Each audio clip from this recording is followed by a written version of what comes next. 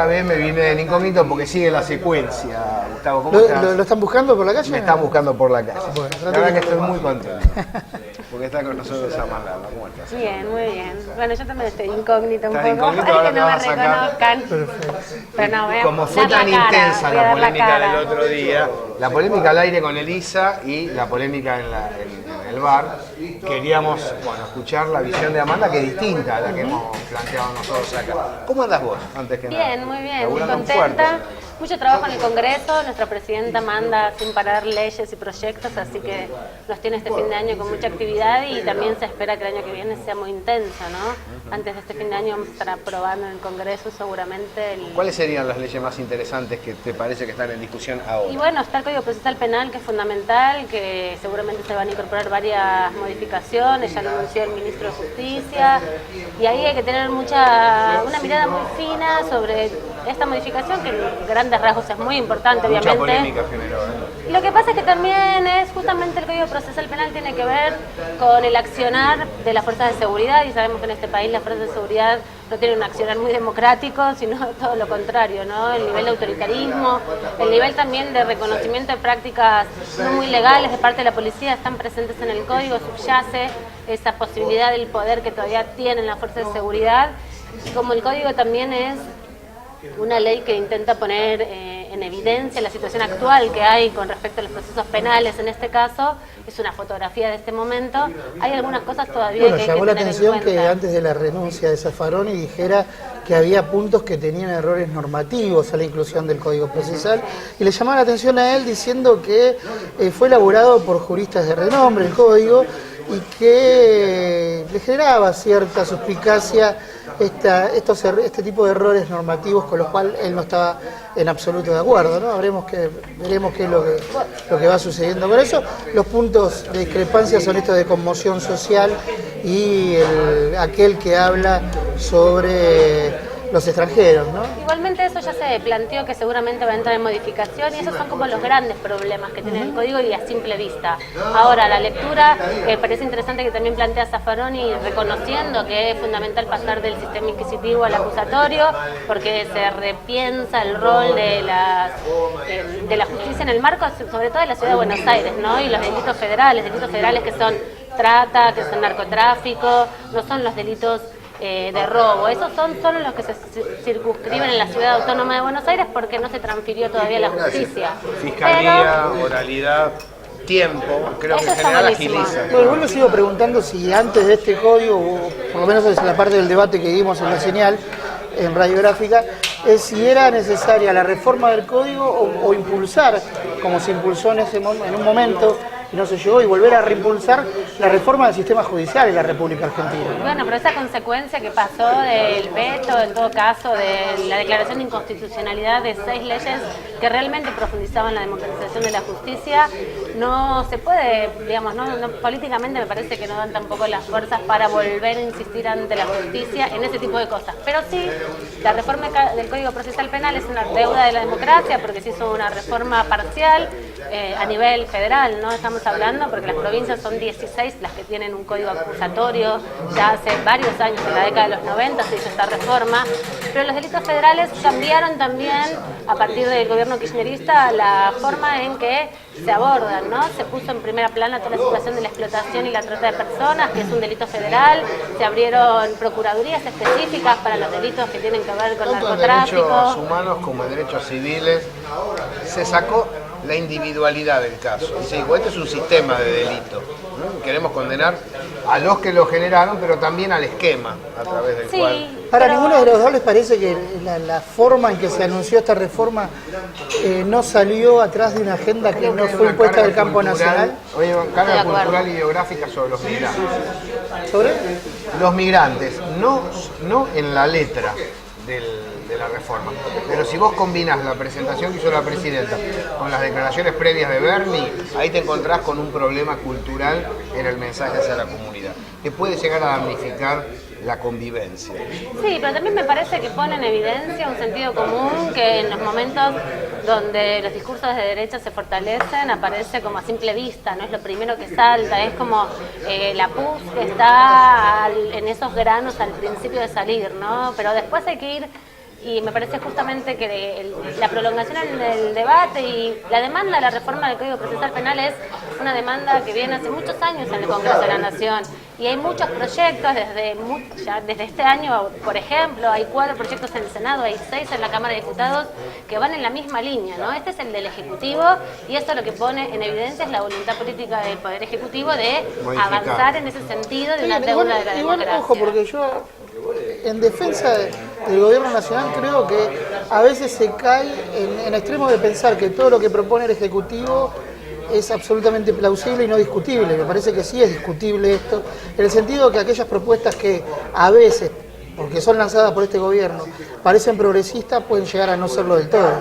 Bueno, pero lo que tiene que ver, me parece, con las reformas de los códigos es es otra lógica, ¿no?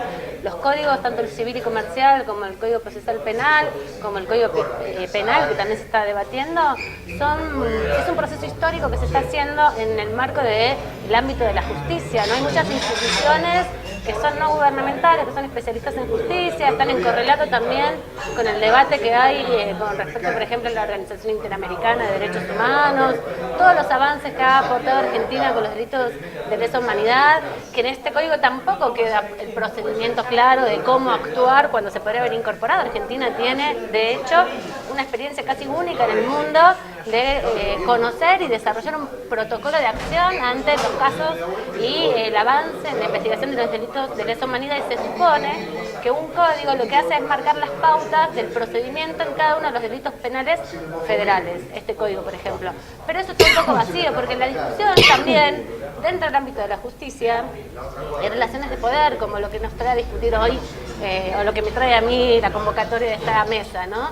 No podemos soslayar que atrás de este código hay intereses de los sectores más poderosos para controlar, contener y criminalizar principalmente a los sectores populares. Está apuntado específicamente a los sectores populares. ¿Por qué se cede entonces frente a esto? ¿Y por qué ¿Por qué se toma la iniciativa? ¿Por qué el gobierno, que se supone que puede estar en contraposición de eso, cede ante esta puja? La aceleración de los tiempos beneficia a los sectores populares. Exactamente, hay como dos cosas. El sistema acusatorio también permite y mejora la situación de los sectores populares en materia de aplicación concreta. Claro, quiénes son los que van a investigar y qué cercanía tenés. Una cosa es hablar a un juez y otra cosa es hablarle a un fiscal o a un defensor público. Pero también esto requiere de parte de la sociedad, me parece, analizar qué se está juzgando, para qué se está juzgando y quiénes son todavía los que tienen el poder de juzgar, ¿no? Porque eso, en este ordenamiento del Código Procesal Penal, queda bien en claro el rol de cada uno. Vamos a seguir sobre esto, te vamos a convocar en la radio, además, para ir a fondo. Perfecto. Tema Código Procesal Penal. Amanda, ¿cómo ves el tema comunicación en este momento, mujer, televisión sobre todo? ¿Cuál es tu idea después de un ciclo distinto al que vivimos en otro tramo histórico, pero con continuidades, con cambios y continuidades, ¿no? Bueno, ¿Cuál es tu visión no de soy lo que estamos hoy observando como argentinos en la pantalla? Yo, la verdad que considero que los cambios culturales son procesos y muy largos, y como dice Fidel Castro, la batalla en el campo de las ideas es permanente, constante, y no hay victorias eternas ni continuas, ¿no? Me parece que tras la sanción de la Ley de Servicios de Comunicación Audiovisual, la apertura del sistema de concursos para contenidos de la televisión digital abierta, la constitución de la Defensoría del Público, la relevancia que se le está dando a las audiencias, ha mejorado el diálogo entre el Estado, las empresas privadas que producen comunicación y la sociedad, ¿no? Hay como un circuito donde uno puede hacer una denuncia, es recepcionada, hay una respuesta, el impacto por ahí no es el que uno espera, que sea inmediato, que se levante un programa de televisión. Hay un camino, claro, en pero hay una lógica ahí de circulación, de contenidos, debates, discusiones, que antiguamente estaba circunscripto solamente para mí en los espacios de académicos, ¿no? En la universidad, en los grupos de radios comunitarias, de productoras independientes, Cuando en algunos ámbitos del sindicalismo. Este debate, admitiendo el concepto que vos estás trazando, surge disparado, como suele suceder con un hecho puntual, designar a Tinelli como personalidad de la cultura. Más allá de la designación, que puede sí merecer objeciones, lo que nosotros sosteníamos era el derecho de un comunicador, un empresario, un periodista, de hacer entretenimiento en televisión, a la usanza de los viejos entretenimientos revisteriles, lo cual no implica que no existan espacios para otro tipo de temática. ¿Cuál es la objeción que surge en derredor de los programas de entretenimiento de televisión? Bueno, primero me parece que esa manera de hacer comunicación vaciada de contenido, sin profundización, ¿no? El entretenimiento no necesariamente tiene que ser algo vacío, no necesariamente tiene que ser un baile es un la baile. pérdida de tiempo frente a la televisión, ¿no? Pero eso quién lo considera, ¿cuáles son los baile. parámetros? Digo? Porque Tinelli, en el caso de tomando como Tinelli, ha sido un tipo visto, no se puede negar que no ha sido un tipo visto y que pero- si lo ve porque lo gusta. Ahora también tenés la opción de hacer zapping y no verlo. Sí, igual la opción de la Bueno, ahí obliga a que audiencia- miremos Tinelli. Igual esa lógica de la libertad en su concepto más abstracto, de que somos todos libres de hacer lo que queremos y deseamos, es un concepto abstracto que en la realidad no se materializa porque nadie es libre de todo. Pero O sea, vos ves a Tinelli, no. yo veo a Tinelli, claro que lo veo. Es Yo un no lo veo, pero digo, Bueno. por opción, por elección. Sí, yo lo veo porque es un producto de la televisión y además yo valoro mucho la televisión como un medio de comunicación. Y me parece que, bueno, los empresarios de la comunicación en Argentina, sobre todo a partir de la concentración de los medios, que es justamente donde Tinelli se fortalece como figura, con la privatización de los medios de comunicación, la dinámica que también se da no solo en Argentina, en el mundo entero, de espectacularización de la vida cotidiana, de la política, el vaciamiento de sentido en ese chiste que nos reímos todos, pero si me pasa a mí es tragedia, entonces ese límite borroso es una, para mí, ¿no? Y mi manera de ver, es una negociación permanente que hacen las empresas de comunicación. Ellos venden productos, necesitan rating A mí, y eso... a mí me preocupa, Amanda, el concepto cosificación que se está utilizando para designar a personas que están bailando en la tele, Sí. porque en realidad es un concepto grave, serio. Es decir, una persona secuestrada y obligada a ejercer un trabajo, una actividad en contra de su voluntad, ahí está siendo cosificada. Ahora, ¿por qué es tan insistente el planteo de cosificación para una bailarina que está en la televisión? Bueno, a mí me parece Cuando que... hay un contrato de por medio, un arte de por medio, que es Y hay una el baile. aceptación de esa persona de participar ahí. Claro, por ¿Cuál es el eso... problema? De hecho, hay muchas mujeres que quieren participar. ¿Cuál es el ahí. problema? Sí, claro, a mí me parece que ahí el concepto de la libertad, vuelvo a decir, planteado en términos abstractos como en Cuba nadie se va porque a nadie le prohíben pero nadie quiere, esos conceptos tan abstractos de que la libertad es la libre circulación de los cuerpos, no es todo tan cierto, ¿no? Lo sabemos todos y todas. Cada uno tiene que negociar permanentemente sus límites de la libertad, ¿no? En el trabajo, por ejemplo, con el horario, en la familia, cuando tiene que irse de joda y tiene que negociar quién se queda a cuidar los pibes o cómo se hace. Bueno, ahí las libertades se van restringiendo permanentemente. Bueno, con los trabajos también.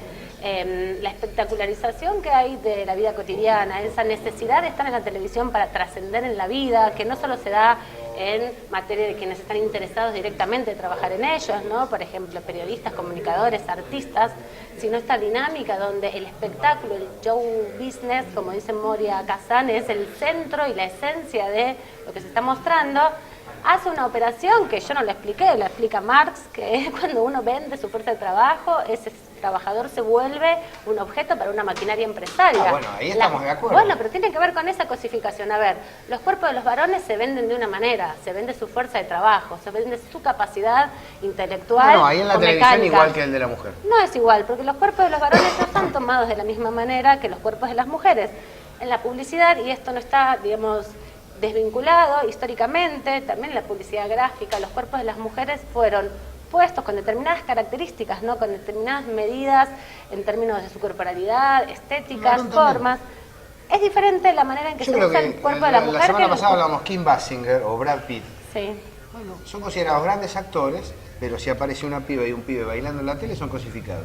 No, no es el Y en término. realidad- Me parece que eso es una simplificación y una banalización del debate. En términos absolutamente marxistas, digo, la cosificación o la fuerza o la venta de fuerza de trabajo parte para no es una cuestión de género, es una cuestión No, el tema estructural es- política pero sí, y sobre todo económica. Retomando a Marx, que justamente no habla de la diferencia de género, pero sí lo hace su colega y compañero Federico Engels. Todos sabemos que cuando él plantea la doble explotación de las mujeres, lo pone en relación de que no solamente es el valor de cambio de su fuerza de trabajo, sino también el valor de uso de su cuerpo como mercancía, que los varones también, pero la mercancía se utiliza para cosas diferentes. La sexualización del cuerpo de la mujer, la hipersexualización del cuerpo de las mujeres desde la temprana infancia, prevén, construyen, desarrollan en las conciencias sociales, colectivas, que se construyen a partir de miles de mensajes, pero principalmente que el cuerpo de la mujer es de una manera, que ese es el cuerpo deseable y que ese cuerpo se puede consumir de la manera que sea, ya sea para vender algo, ya sea solamente como un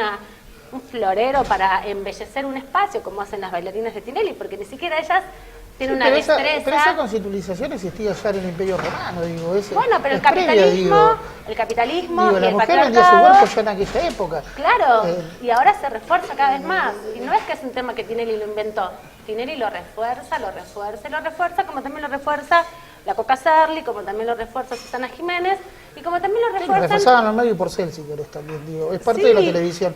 Ahora, la cuestión es que acá Pero no es parte hay de la un televisión, pacto- es una construcción sobre qué es lo que supuestamente los consumidores, audiencias, deseamos ver, porque un cuerpo de una mujer gorda, de una mujer con granos, se supone que es un horror, porque no existen esas construcciones salvo para la parodia. Es otro Pero no es una debate. discusión Es el mismo de- debate, pero no porque es el mismo Pero cuerpo. no es una discusión hay una yo diferencia creo que- estética, digo, que maneja la televisión. No es- Digo, pero la la explotación estética- es la misma. no es Si que- vamos a hablar en términos de explotación, la explotación es lo mismo para una persona que pesa 200 kilos que para una persona que No, es la mide misma. 60, 90, 60. No, es lo que más vende. Pero no es digo, la la explotación misma. está dada en todos los ámbitos, es lo mismo. No, porque cuando ¿Por vos qué es visible lo que pasa en la televisión y no es visible lo que pasa dentro de una fábrica, la situación de las mujeres, por ejemplo? Porque son diferentes las construcciones de la explotación de los cuerpos. Porque la sexualización, vuelvo a repetir, la Pero hipersexualización... ahí es donde no coincido, porque no hay solamente una explotación de los cuerpos, hay una explotación del sistema del sujeto. Claro, pero el sistema es tanto Está dividido en capitalista... cuestión de género. Sí, está dividido en cuestión de Pero género ambos están hablando porque... de explotación.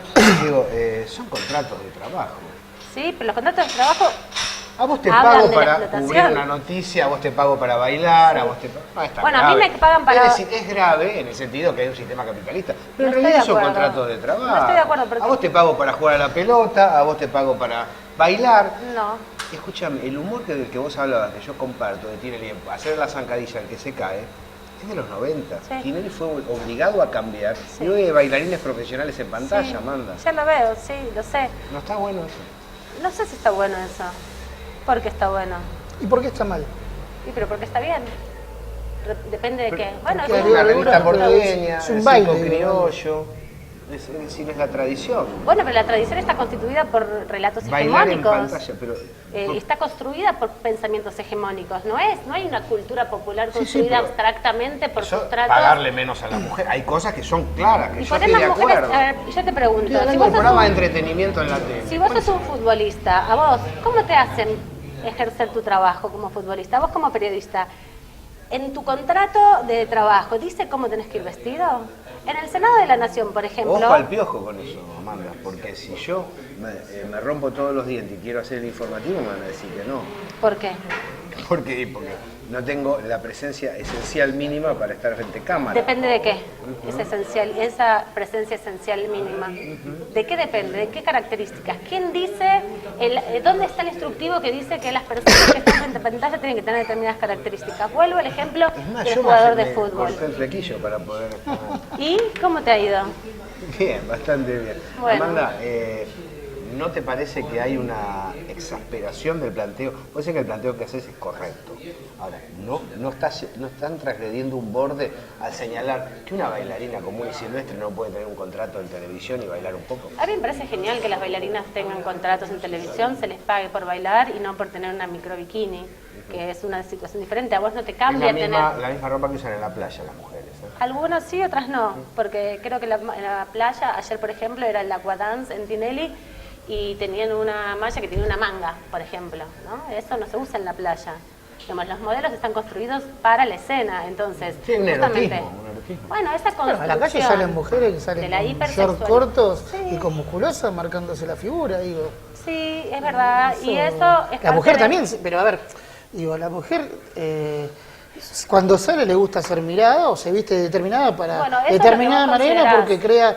porque cree que eso le gusta y que está bien, Eso es puede lo que vos sentirse considerás. libre. ¿Vos puede verlo. considerás que las mujeres, vos te vestís para que las mujeres te veamos o porque te sentís cómodo con lo No, que te yo me he pones? visto por lo que me gusta. Bueno, vos te vestís por la moda, por lo que te gusta, porque es lo que ves en las vidrieras. La moda, al igual que los medios de comunicación, porque estamos en una sociedad donde los sabemos o ponemos en juego, nosotros que hacemos comunicación, que los discursos no tienen nada de naturales, que son relaciones de disputa de Bien, pero momentos no es caer, de en tensión. no es caer constantemente en una paranoia discursiva que no conduce a nada, digo, Sí, porque mira, para mí- es todo parte del discurso, está bien, es todo parte de la construcción cultural. ¿Y cuál es la contracultura que generamos? Bueno. Porque estamos poniendo términos que terminan siendo valorativas, tienen valoraciones políticas, estructurales, que es lo que decíamos en un principio, la explotación en todo sentido, no en un programa de televisión, la explotación en todo sentido por el sistema, ¿listo?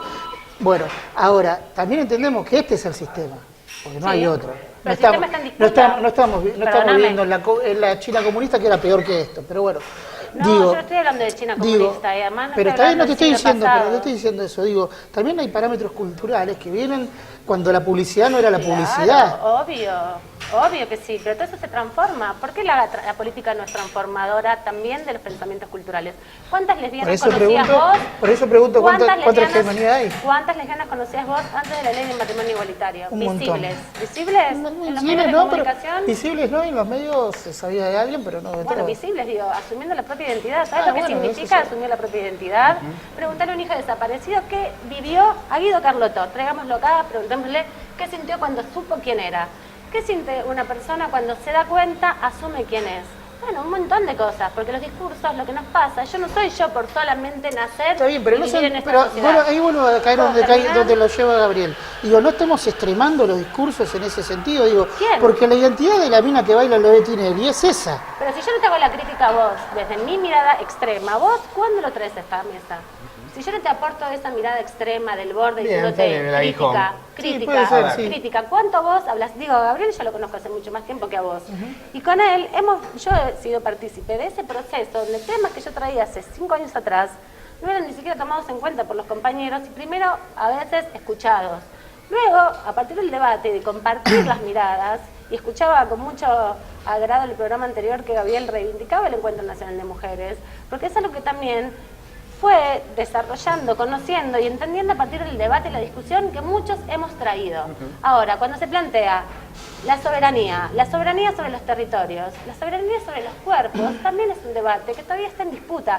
Preguntale a las travestis cuán soberanas son de circular libremente en la sociedad democrática hoy. Preguntale a Luciano Arruga. Digo, hay un montón de relaciones que no son tan lineales. Por suerte, la democracia, y reivindico justamente la capacidad del debate público y político, nos permite poner en juego y cada vez profundizar más la mirada sobre lo que nos aparece como natural y a simple vista. Ir sacando las capas de la cebolla no simplemente nos permite un ejercicio interior de autorreflexión, pone el debate en la sociedad. Y a partir de ahí igualmente yo para respetar, empezamos a ver las igualmente diferencias. para yo considerar al otro con un derecho, no necesito verlo en ningún lado, que sea visible. Digo, si yo conozco y sé que está, mi aceptación pasa Sí, por el pero individual. puede haber una orientación, es cierto, porque a veces hay los ojos ciegos bien abiertos. Hay un, A veces hay un no sentido, miramos hay un cuando sentido de miramos. dominación Ya lo dijo Patricio Rey. que yo lo comparto. Amanda. Digo, pero también hay un problema de entendimiento cultural de un proceso contrahegemónico que no sé si se está dando de esa manera. Bueno, yo creo que sí. Cerrá vos. Y estamos también, nos dirigimos bastante a alumnos de periodismo, estudiantes de periodismo, además de a colegas. ¿Qué les dirías? Bueno, justamente me parece que tiene que ver eso, el ejercicio de la mirada crítica, lo que nos aporta y el contacto con quienes desarrollan miradas críticas sobre la sociedad, nos aporta ir profundizando nuestra propia mirada, ir entendiendo, poniéndonos en los lugares de los otros, ¿no? Yo conocía que existían travestis, conocía que existían lesbianas, conocía que existían personas bisexuales, pero por ejemplo no conocía ninguna persona intersex, no conocía ninguna persona que en su infancia le habían sometido a una intervención para determinar qué sexo tenía. Cuando la conozco, empiezo a entender un montón de cosas de mi propia infancia que para mí era imposible reconocer porque mis parámetros sociales me lo impedían. Entonces me parece, lo mismo me pasa a mí desde mi lugar de pequeña burguesa, profesional de los medios de comunicación, entender lo que vive un pibe o una piba presa en un contexto en Argentina, en la ciudad de Buenos Aires o imagínate en Jujuy, Romina Tejerina. Entonces, me parece que justamente el rol de la comunicación nos ayuda, nos aporta, nos trae esa posibilidad de ir sacando las capas espesas de construcciones hegemónicas, históricas, que nos imponen formas de ser y de pensar.